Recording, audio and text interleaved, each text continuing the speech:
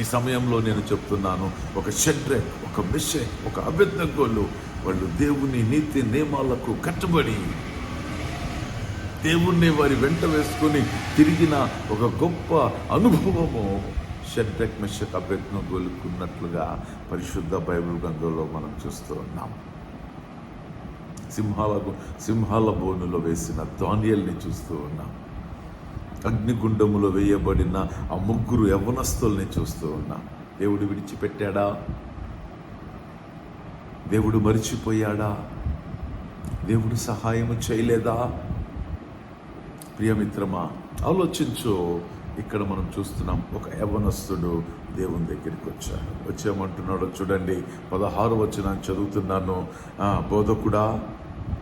బోధకుడా, నిత్య జీవం పొందుటకు నేను ఏ మంచి కార్యము చేయవలనని